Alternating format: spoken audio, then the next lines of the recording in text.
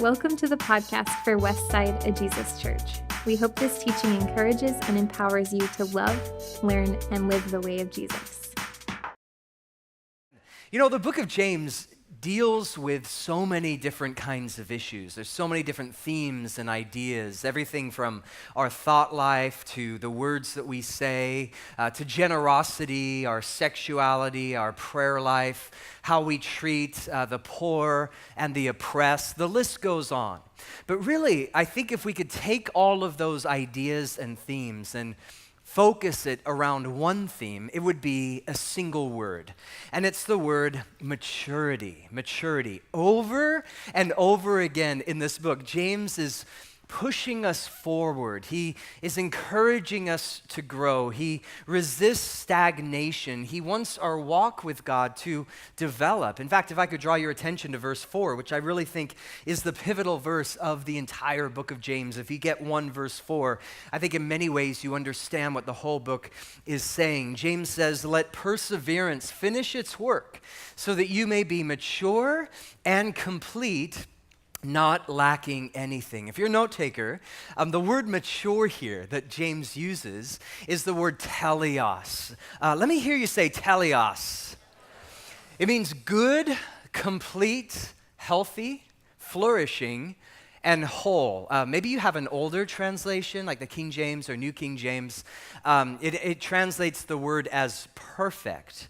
And I think that word is actually an unfortunate translation because in 2018, when you read the word perfect, we have all kinds of ideas that come to mind, the perfect white picket house, the perfect Instagram life, the perfect airbrush supermodel or whatever. But when the Bible talks about perfect, or this word teleos, it's so much more than just superficial external things. Teleos speaks of the depth of who you are. It's a word that speaks into character, who you are when no one else is looking, the kind of person that you're becoming. I don't know if there's any philosophy fans in the house, but Plato, he used the word teleos, and there's a place in one of his thoughts where he uses it in conjunction with the idea of a fully grown man.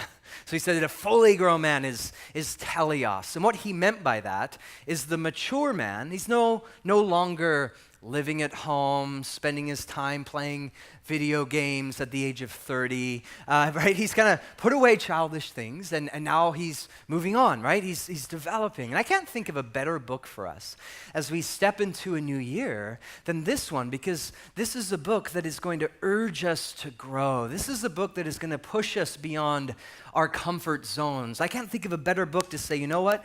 I don't want to be stuck in a rut like maybe I was in 2017. I want my relationship with God to flourish and grow. And this is a theme, by the way, that is seen not only in James, but we see it in a number of different places. Here's an example if you're taking notes. 1 Corinthians 14, Paul says, "Brothers and sisters, stop thinking like children. In regard to evil, be infants." In other words, you shouldn't be an expert in things that are unholy. You shouldn't be an expert in things that are just not good for your soul. He says, be kind of innocent. Be an infant when it comes to that stuff. But in your thinking, he says, be adults. In other words, Paul says, grow up. It's time to develop. It's time to mature. There's a book or a verse in Hebrews. I love this. Hebrews chapter 5. It says, "Anyone who lives on milk, being still an infant, is not acquainted with the teaching about righteousness. But solid food is for the," here's the word, "mature," teleos, "who by constant use have trained themselves to distinguish good from evil. Therefore, let us move beyond the elementary teachings about Christ and be taken forward to maturity." Now, let's keep that up there just for a second. I love how the author of Hebrews is saying, you know what, it's time to grow up. Milk is for babies, right? But now it's time to move past that and be mature. When you read through the New Testament, there's a lot of content that deals with the elementary teachings: grace, faith, sanctification, redemption, Jesus' life, death, resurrection, what it means to be a follower of Christ. And what this author is saying, what James is saying is that's all good. That's wonderful that you understand that. But now it's time to move forward and take what you've learned and put it into action. I think in many ways, the writings of Paul, for example, is him leading us, just like the children of Israel in the Old Testament, from Egypt to the Jordan River. Paul, if you read Romans or Corinthians or whatever, his mind is, you know what, let's talk about grace. Let's talk about the blood of the Lamb. Let's talk about Romans 6, what it means to be free from the chains of sin and what it means to step into that new freedom as you cross through the Red Sea, 1 Corinthians. Paul brings us through the elementary teachings, but James meets us at the banks of the Jordan River. James says, okay, you've come this far. Wonderful. You've been a follower of Jesus now for 5 years or 10 years or 40 years or 6 months. Great. That's wonderful. But now we got to take it forward. Just like the children of Israel, they're at the banks of the Jordan River, and God is saying there is a whole big world, the promised land, and everywhere the sole of your foot treads, I will give to you. Man, if you want 5 miles of the promised land, it's yours. If you want 1,000 miles of the promised land, take it, it's yours. The only question is, how far do you want to go? Let me ask you this. 2018, how far do you want to go in your relationship with God? Some of you are like, man, I want the whole promised land. Fasten your seatbelt. This year is going to be unbelievable. God's going to take you places you never dreamed. Others, perhaps, you're like, I'll take a couple feet. And a year from now, you'll be like, okay, that 2 feet of the promised land is yours. But God is saying, there is so much more. Pass through the Jordan. Go to the promised land. But there's giants in the land, sure, and there's Jerichos too. But God's going to give you the strength through his Spirit. He's going to empower you, and he's going to deepen and mature you. I promise you this. If you stick with it as we study the book of James together, it will be like crossing into a promised land.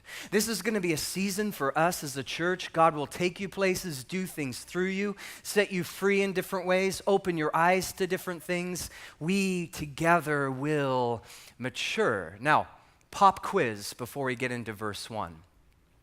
Who wrote the book of James? Anyone?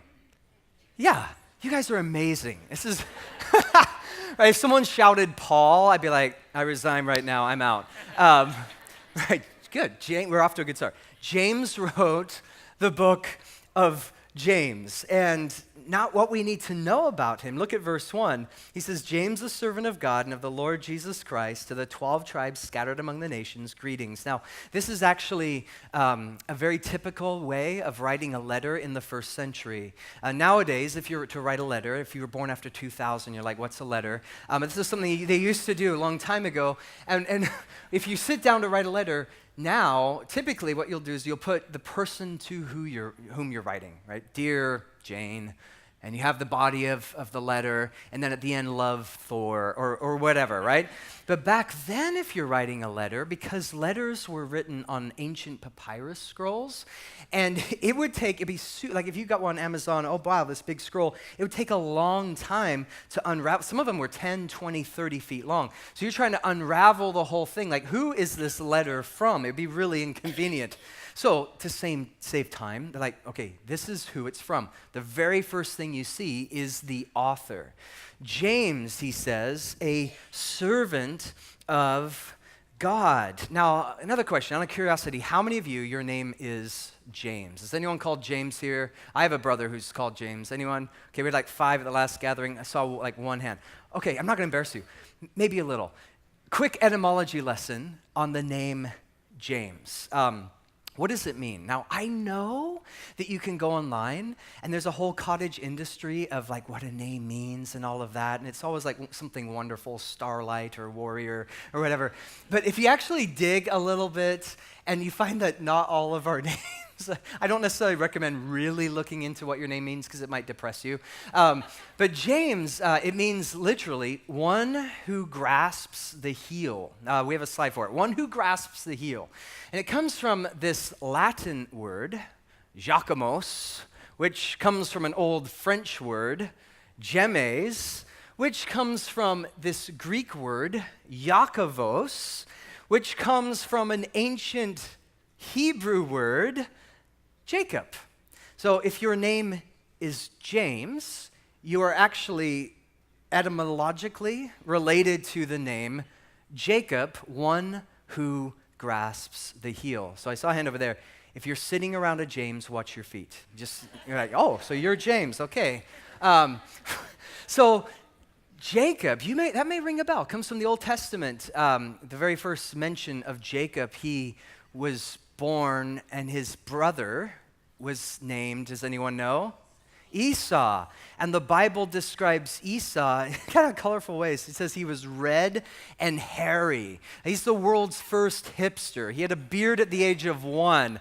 The Bible says he liked to hunt. He loved to be outdoors. He loved the NFL. But Jacob, in the Hebrew, says that. Jacob, on the other hand, was completely different. He was the polar opposite of his brother Esau. Jacob, the Bible says, was smooth-skinned. The Bible says he loved to spend time with his mom in the tent. Jacob says that he loved to cook with her. It's completely different from Esau, who's like, comes on, he's like deep voice and, right, just ready to go do something active. Jacob, his idea of a perfect day is Rachel Ray, Pinterest, and chamomile tea. And he's like, yes, right? Totally different guy. Now, do you have a sibling in your life that's like complete opposite than you? Totally, you're like, how are we related? It's one of those kinds of stories. Jacob, we see him all throughout the Old Testament. In the New Testament now, it's translated as the word James. Now, this is where it can get confusing because in the New Testament, there's at least 4 different Jameses. Some would even say there's 7 of them, but most say there's 4. Here they are. There's James, the son of Zebedee, who was a disciple of Jesus, a brother of John. He was also known as the son of thunder because he had this explosive personality. You have James, the son of Alphaeus, who was another disciple of Jesus. He had a nickname. The early church gave James, the son of Alphaeus, the name James the Less. That is so disheartening. Like imagine it's the 2 minutes and you're meeting people. Hey, I'm James. What's your name? I'm James the Less. A recipe for social awkward situations, right? And then you have James, the father of Judas. Now, when you read that, it's not talking about the same Judas who betrayed Jesus. By the way, how much of a bummer would that be if you lived in the first century and your name was Judas? Like the whole time, you're like constantly trying, no, I'm not that guy, no, I'm not that guy. I'm Tom bin Laden, but not the other. And then fourthly, you have James, the brother of Jesus. Now, most Bible scholars think that James, the brother of Jesus, is the one who wrote this book. And we don't have time to get into all the reasons why, but about 99% of the scholars and historians I've read all come to the same conclusion. There's legit historical reasons why the brother of Jesus, half-brother technically, of Jesus wrote this book. Now, what's interesting about James, the brother of Jesus, is that for some time, he didn't believe in Jesus. He struggled with his faith. In fact, in Mark chapter 3, verse 21, he and his family basically stage an intervention. They hear about Jesus. They're like, hey, Jesus is telling people he's God. He's doing all these miracles, and people are following him, and we got to do something about that. His own family wanted to stop Jesus. Fascinating. Now, before we're too harsh on James, let me just ask you, imagine if it was your brother. Let's say you get home, you turn on the news, and maybe your brother who you haven't seen for years or whatever, and he's suddenly on the news. You're like, whoa, that's him. But he's growing on his hair, and he has this long beard, and he's like living downtown or whatever, and he's shouting this message of repentance, and people are listening to him, and he says that he created heaven and earth. If you were his brother, you're probably like, both oars aren't in the water. Let's bring him home, give him a hot bath, right? You'd be concerned. And this is where James was at. Now, I share this with you for a couple reasons, because first of all, sometimes you'll hear from skeptics. In fact, I read a book along these lines not too long ago that said something like this, that the whole Jesus story was just a setup by his family, that Jesus was kind of a reluctant prophet. He didn't want to be Messiah, but his family, because they wanted power and position, they're the ones pushing him, and Jesus finally accepted, and he did what his family told him to do. Nothing could be further from the truth. It's exact opposite from what we see in Scripture. His family didn't believe initially, which leads me to a second point, and that is sometimes those closest to you may not recognize in you the work that God is about to do. Sometimes those who, quote unquote, know you best, when God begins to rewrite the script of your life, they may have a hard time understanding that and comprehending that. It could be a brother or sister. It could be a roommate. It could be a parent. It could even be a husband or wife. And what happens is people have in their mind who they think you are. And they've kind of pigeonholed you. And yet the Spirit of God is like a wind. The Spirit of God is always moving us forward. God wants us to mature. And so we're not the same people that we want to be, but we're not the same people that we used to be because God is taking us on this journey. And sometimes those closest to us, well, Jesus said a prophet is not without honor except in his own hometown. And they look at us and they're like, I don't get what God is doing in your life. They may not see the anointing that is on your life. And that can be hard. And if you're in that space, you just have to be patient. Let patience have its perfect work. Let God begin to work in their hearts and lives what he is doing in your heart and life. And on the flip side, we need to have eyes to see what God is wanting to do in those people who are closest to us too. You may think you've got them figured out, but God, he's doing a work in them. Show grace, be open, pray with and for them. James at first did not believe, but then something happened that radically, fundamentally changed his mind. Does anyone know what happened to change James' mind? Yes, Jesus rose again. 1 Corinthians 15, Paul says, Jesus died, he was buried, he rose again, and then he appeared to James, and James is like, you're God. So here's the lesson. If you want to convince your brother or sister that you're God, it's an easy 3-step process. Here it is, take notes. Number 1, die. Number 2, stay that way for a few days. And number 3, show back up at the house. It works every time, right? So James is like, whoa, you're God. I want to follow you. I want to serve you with my life. And that is exactly what happens. When you go to the book of Acts, what you find is that James was a pivotal part of the early church. In Acts 1, he's praying with the disciples. In Acts 15, he's shaping the culture and the theology of the early church. In Acts 21, he became a key leader in the Jerusalem church. In fact, most historians believe that James was the pastor of the church in Jerusalem. And we know this from a number of different sources, one of which is a guy named Jerome. He was a church father, church leader. He said James ruled the church of Jerusalem for 30 years. That is until the 7th year of Nero. So for 30 years, James is pastoring a community, sharing with a community, loving a community. Galatians 2, verse 9, Paul says that he is a pillar. He's a spiritual pillar. He's a rock. He has a voice of authority. In fact, if you go back in Acts 15, we see an example of this. The early church had this real division. Sometimes churches will argue over stuff. And in Acts 15, there was no exception. Only the argument then, half the church said that if someone gives their life to Jesus, they should be circumcised. Now, this sounds really bizarre to us 2,000 years later, but the reason is because a lot of the early Christians were Jewish, and that was part of their story. And so the Jewish believers are coming to the church, they're like, what, you haven't been circumcised? That's kind of weird. And the other half, who are Gentiles, who didn't have that as part of their story, they're like, I don't want to be circumcised. So it began to grow and began to become an issue, so much so that in Acts 15, the early church leaders got together and like, we got to resolve this once and for all. Paul was there, Barnabas was there, Peter was there, like, okay, let's sort this out. Should people be circumcised or not? Which, by the way, I'm so glad that that isn't an issue today. Here at Westside, if someone gives their life to Jesus, we'll say, okay, come pray with us or whatever, and then the next first step is come and be baptized, which we did last Sunday night, which is amazing. It would be really awkward, I think, if we were to say, hey, come give your life to Jesus, and if you're a guy, we have a room full of guys in there with some knives, and just make that's how you want to shrink your church. That's how you do it. So they gather together and like, what do we do? And there was a division. And it wasn't until James was there, it wasn't until James stood up and spoke, that they were able to resolve it. And James, bless his heart, he's like, don't worry, guys, you don't have to be circumcised. And Paul and Barnabas are like, okay, great, that's the answer. That resolves it for us. Now, here's the point.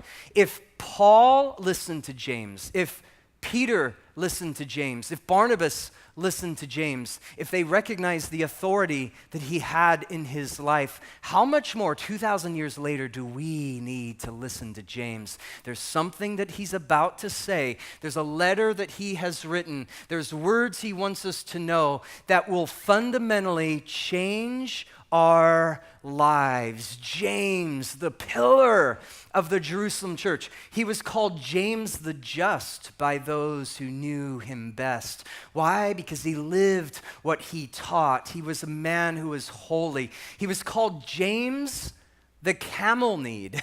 Now, I just love how the early church gave nicknames to people. It's just so cool. Why was he called James the Camel-Kneed? Here's why.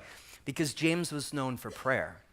He would spend hours and hours on his knees praying over decisions for people, for his church, for his own life, for what was happening in the Roman Empire, for the spread of the gospel. He's on his knees, so much so that in time his knees began to grow calloused and scabbed and kind of looked weird, but he didn't care. He just kept praying and praying and praying. And then when people saw him when he was older, maybe at the gym or whatever, and he's wearing shorts, and someone looks at him like, bro, you got knees like a camel. And for whatever reason, it stuck. James the Camel-Kneed. And they didn't mean that as an insult. They just meant, hey, here's a guy who prayed.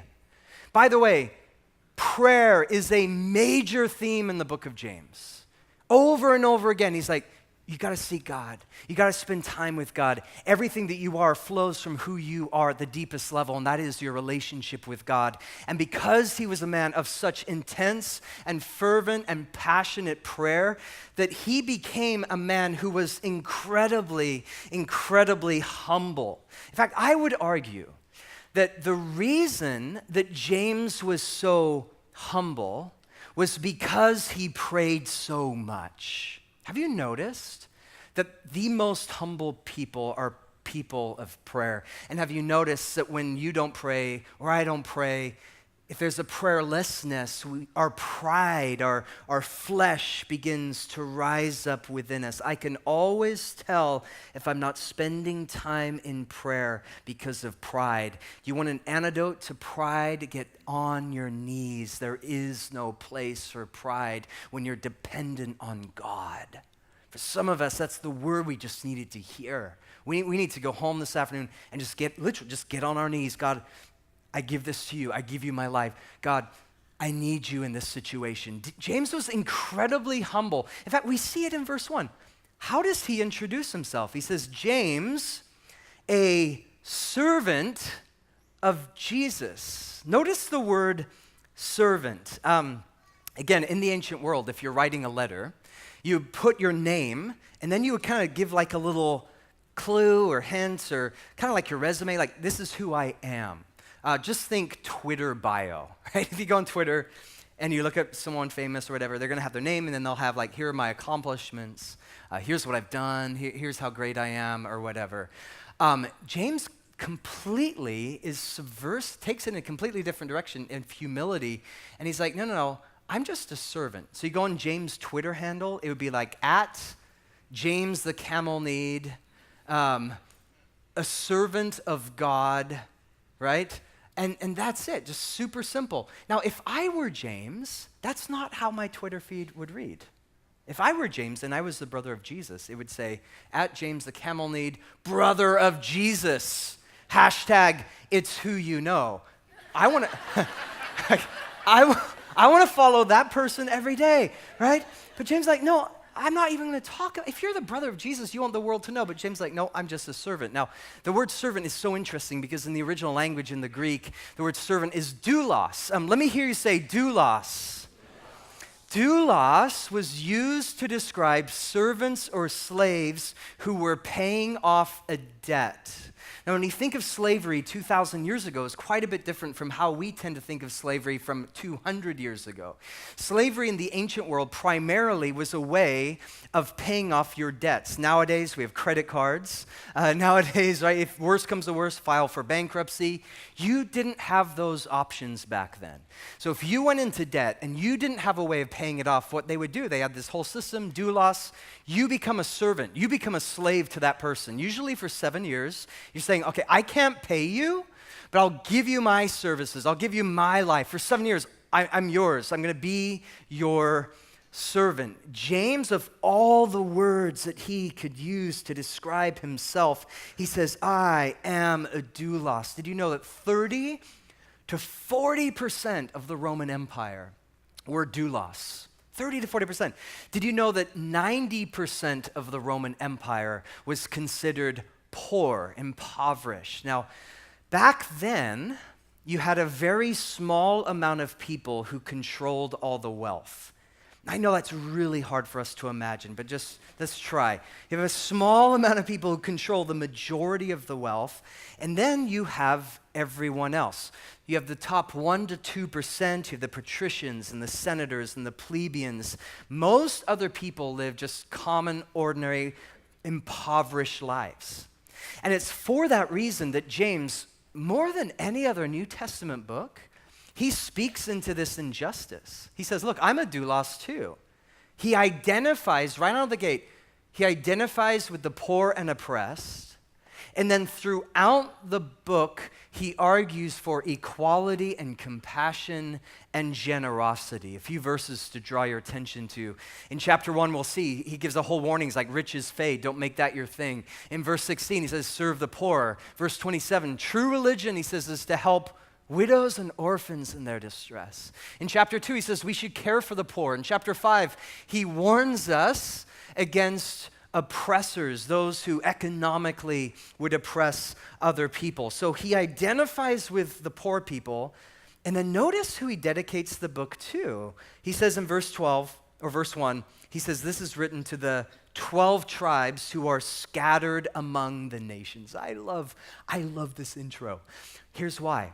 What does that mean? The 12 tribes scattered among the nations. If you read books and commentators on this, they have all different positions.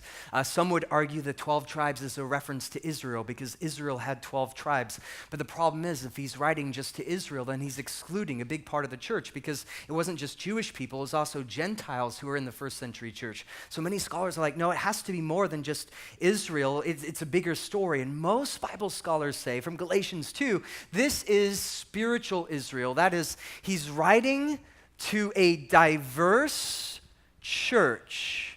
He's writing to a group of people who have been scattered abroad. Now, why was the early church scattered abroad? Here's why. Because James is writing this during the reign of Caesar Nero, who by all accounts was a complete lunatic, right? My goodness. Nero was the guy who would take Christians, sew them in the skins of wild animals, throw them to lions.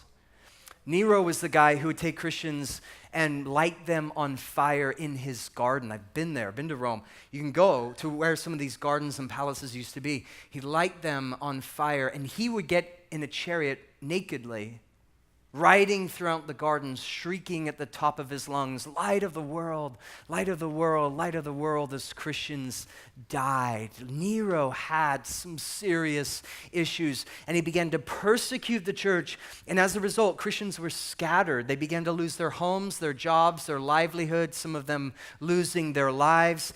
And James, what he does is he dedicates his book to the persecuted church, to the oppressed church, to those who are scattered, to those who are hurting, and he says, you are loved, you are cared for, and you are a vital part of God's redemptive plan for the world.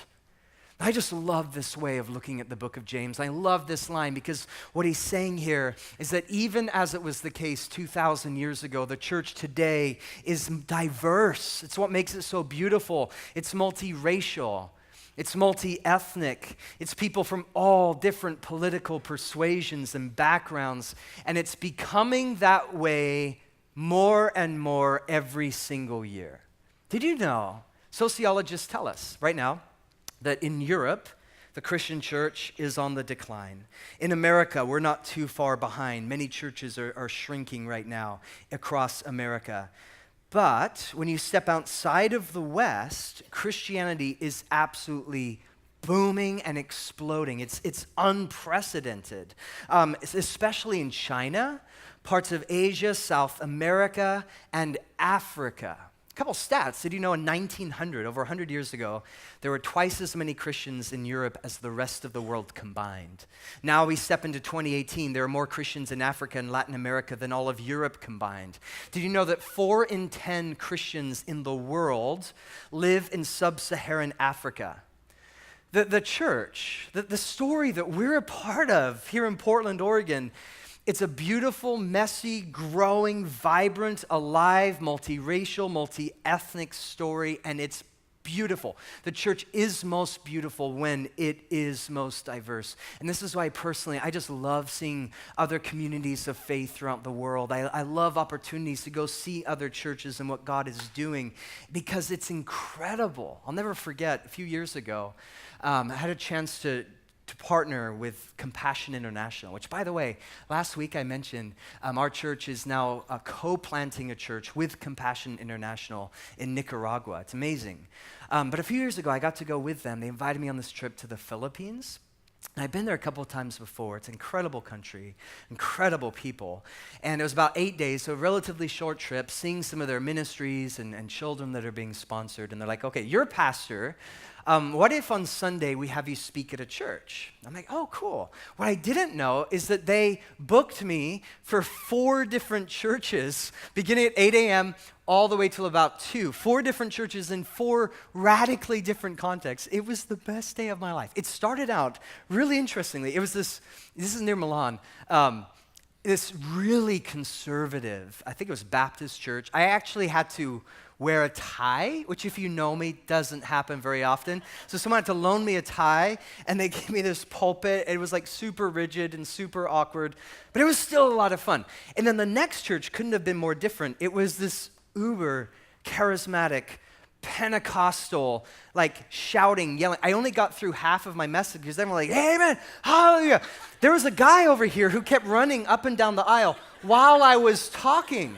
Like, I've never seen this before. There's another lady who, she thought she was an eagle or something. She kept like doing this, like hitting people around her. It's like people clearing out. It was an amazing experience. I loved it. I absolutely loved it. And then the third church I went to, I've never seen anything like this in my whole life. The third church I went to was in a smaller village, and God had done some kind of revival with the youth of that village. There was no church there, but God's Spirit just moved like he loves to do. And all these kids are like, we need to worship God. The kids then got together and they asked their parents, can you build us a church? And the parents were like, well, we're not interested in going, but sure, we'll build you one. So the parents pulled their resources. They built a church for 300 plus kids. The pastor was 15 years old. True story. So I show up anywhere from 5, he was the oldest at 15. What is this? And it was just like this revival among the youth. I got to share that. It was mind-blowing, absolutely beautiful what the Spirit of God was doing. So I'm like, what is the next church going to be like? It's just been all over the map. Final church, there's this driver. He takes me to this field, and we get out of the car. There's no one. There's nothing around. And he's like, okay, it's in the field. What? We start walking the field. And he said, you see that shack? There was 4 posts, 4 wooden posts with a tin roof. There's no walls, just 4 posts and a tin roof. He said, that's where you're going to have church. But there was no one there. I'm like, okay. I've never seen anything like this. And I sit down and I wait. And sure enough, about 10 minutes later, the church showed up. And it was 12 women who were all in their 80s and 90s. It was amazing. And they're like coming through the field, right? It took like half hour, but they finally got there, and they sat down, and this is amazing. So what do you guys do? And one of them sang a song, and they're like, okay, teach us. And so I just opened my Bible, and I started reading from John. This was the most incredible thing. I loved that congregation. As I'm reading from John, there wasn't a dry eye. As I'm just reading the Bible, they're just weeping. Their hearts were so soft. It was one of the most beautiful things I've ever seen. There was a donkey hanging out over there. There was a monkey in a tree over here. And God, this is awesome. This is what the church is about, right? We don't need all the other things that we say we have to have when we have church. Jesus said, whenever you have two or more gathered in my name, there I am, the church. It's beautiful, it's messy, it's weird sometimes, it's vibrant, it's alive, it's multi-ethnic, it's multiracial. And James, he begins his book and he says, to the 12 tribes, to this church, it's dedicated to you. To the multi-ethnic church, I dedicate it to you. The multiracial church, I dedicate it to you. To those who are oppressed and forgotten, to the refugee, to those pushed to the outside, to those who are discriminated against, or the victim of racism or sexism, this book is dedicated to you. To all the douloses of the world, this book is dedicated to you. James is saying, you are welcome here. You have a place here. You are vital to what Jesus is doing in the world. And that's our heart too here at Westside. And what's so important to get is that James isn't writing this book from a place of privilege. It's not like he's some rich guy sitting in his comfortable suburban home tweeting about the importance of unity. No, James is living in the trenches. James, he was a doulos too. James, he identified with the oppressed. James was a victim of racism. James was a victim of oppression. James knew what it meant to be discriminated against, and it came at him from all sides. James was a Jewish Christian, which meant that virtually everyone hated him. The liberal Roman Greek culture hated Jewish Christians and thus persecuted them, beginning with Nero, which would only grow. And he was hated by the uber-conservative religious people who lived in Jerusalem at that time, which in the second half of the first century, they began to persecute him too. So James was in the worst possible place. He's a Jewish Christian, hated by the uber-legalistic, hated by the liberal progressives, which, by the way, don't be surprised if you're hated by both groups too. Don't be surprised as a follower of Jesus if there's people who are like more conservative, more legalistic. They're like, I don't agree with you, I don't like you. And don't be surprised if you're hated by a liberal progressive city either. Because the story of Jesus cannot be categorized just to our politics. The kingdom of God is much bigger and broader than the little divisions that our culture tries to replicate today. James, he says, I'm about a story that's much bigger, and kill me if you want to. Come against me if you want to. And they did. In fact, here's a date to write down, AD 62. AD 62, they took James, they arrested him, they brought him to a temple, led him to the top of the temple, brought him to the edge of the temple, and because they didn't agree with his message that he was sharing, they pushed him off the edge of the temple, and James hit the ground. There's some history reports which say James initially didn't die. He was broken, but he didn't die. And so they came down, they took clubs, stones, and they beat him to death. James knew what it meant to be oppressed. James knew what hatred looks like. James knew what racism feels like. And that is why, brothers and sisters, that is why he was so passionate about the gospel. Because James believed that the only answer to the divisions that we see in culture, the only answer is Jesus Christ and him crucified. The only answer is the blood and body of Jesus, which unites us and brings us together. The only answer is the love of God that is shown in his son Jesus, and then we share that love with others. It is what brings us together. And that is why, as a church, because we live in a time where there's so much division politically, even division racially, in a time where so many people are angry and upset about different issues. It's why as a church, more than ever, we have to be committed to Jesus and the gospel, because that is what brings us together. That is what unites us. And that is what is going to tell our culture, our city, and our world a different story. And it's why as a church, every week we come to the table. I think the worship is important. I think opening the Bible, absolutely, it's important. But personally, I think the most important thing we do comes after the teaching, when we come to the table and we take the body and blood of Jesus. Because when we come to the table, there's no room for pride. When we come to the table, all the divisions, they are evaporated. When we come to the table, it draws us together. The table, the body, the blood of Jesus is what unites us. It doesn't matter what your background may be. Hillary or Trump, conservative or liberal, male, female, black, white, Asian, Hispanic, duck, beaver, doesn't matter. We come to the table and we experience oneness. We experience unity. We experience healing. That is what the gospel looks like. And I'm reading a fascinating book right now on racial reconciliation by a guy named James Koenig. Hard book, fascinating book called The Cross and the Lynching Tree. And he has this quote that I want to read to you. I think it's so important. He says, "The Christian gospel is more than a transcendent reality, more than going to heaven when I die to shout salvation as I fly. It is also an eminent reality, a powerful, liberating presence among the poor right now in their midst, building them up where they are torn down and propping them up on every leaning side. The gospel is found wherever poor people struggle for justice, fighting for their right to life, liberty, and the pursuit of happiness." This is such an important quote because many, many Christians have flattened the gospel. They've reduced the gospel. I especially think in American versions of Christianity, we've made the gospel into, well, it's just a prayer that you pray and then go to church every now and then. That's the gospel. Go to heaven when you die, don't go to hell. Now, I would say, well, sure, that's important. Like saying the prayer, yeah. Inviting Jesus into your life, absolutely. Going to church, it's vital for our spiritual maturity. And yeah, all of those things, going to heaven obviously matters. But the gospel is more than just a form of cosmic fire insurance. I don't want to go to hell, so I'll say the prayer. It's way more than that. It's more than just going to heaven when we die. Sure, it's about bringing heaven here now.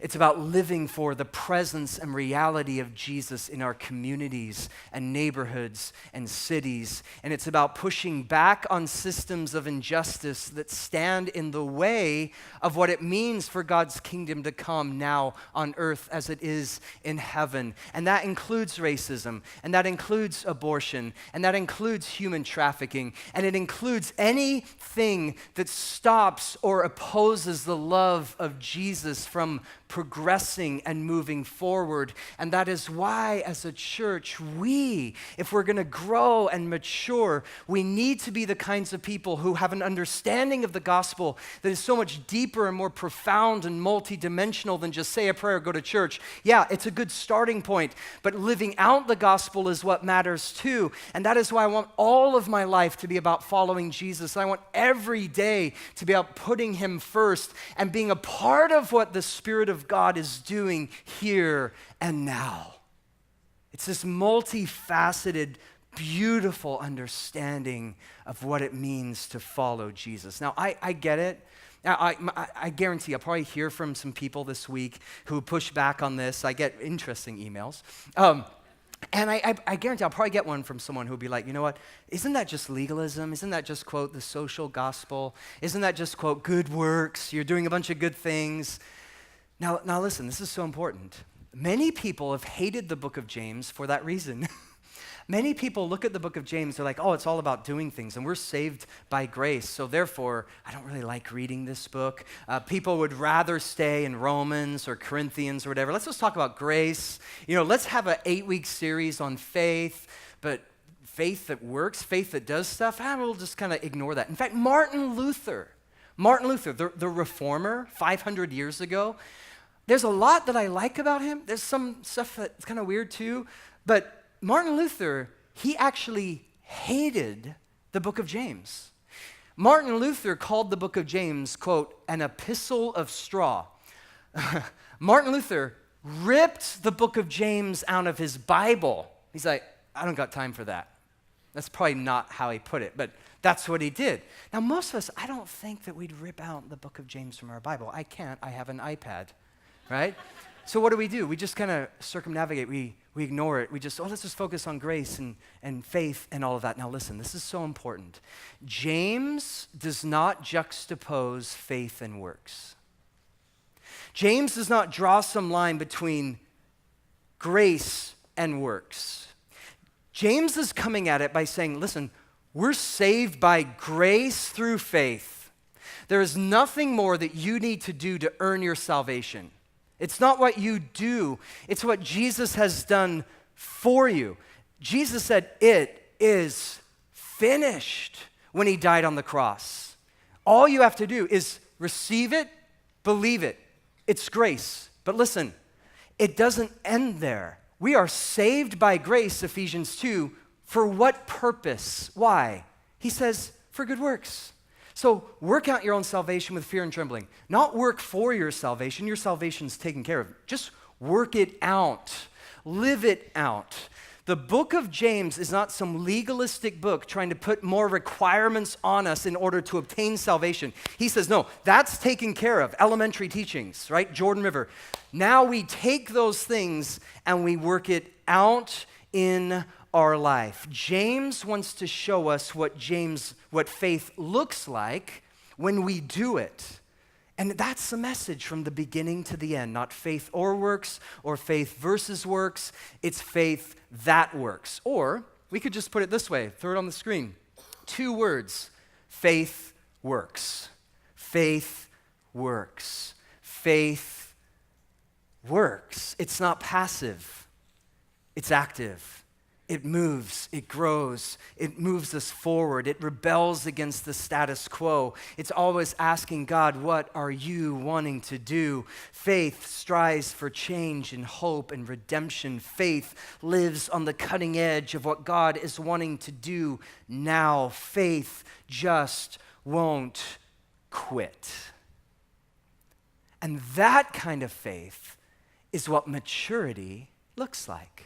So, it's a new year, and 45% of Americans have made New Year's resolutions. How's that going, by the way? Do you know the average New Year's resolution lasts for about 3 days, and that's it. So we're a week in now. It's a hopeless mess, and there's a prayer room over here.